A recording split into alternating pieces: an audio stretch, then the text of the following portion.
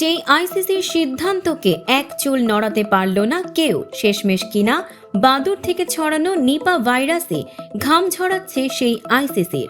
পরপর বাঘা বাঘা দুটি দেশ ভারতে বিশ্বকাপে অংশ নেয়ার ব্যাপারে প্রকাশ করল শঙ্কা। নিপা ভাইরাস নিয়ে ইংল্যান্ড ও অস্ট্রেলিয়ার মতো প্রভাবশালী দলগুলো প্রকাশ্যেই উদ্বেগ জানানোয় টুর্নামেন্টের ভেন্যু নিয়ে গুঞ্জন আরও জোরালো হচ্ছে। পাকিস্তান সংবাদ মাধ্যম GNNHDর এক প্রতিবেদনে দাবি করা হয়, ভাইরাস আতঙ্কের কারণে ইংল্যান্ড ক্রিকেট বোর্ড ইতোমধ্যে ভারতে খেলতে যাওয়ার বিষয়ে আপত্তি জানিয়েছে।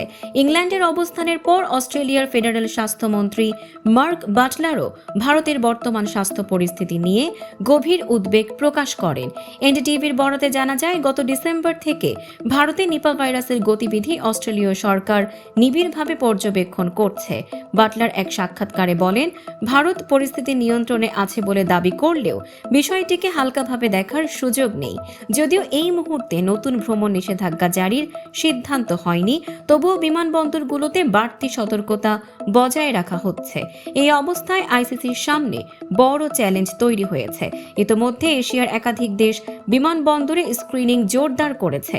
যদি ইংল্যান্ড অস্ট্রেলিয়ার মতো দলগুলো ভারতে খেলতে অস্বীকৃতি জানায়, তবে টুর্নামেন্টের ভবিষ্যৎ নিয়ে বড় সিদ্ধান্ত নিতে বাধ্য হবে আইসিসি।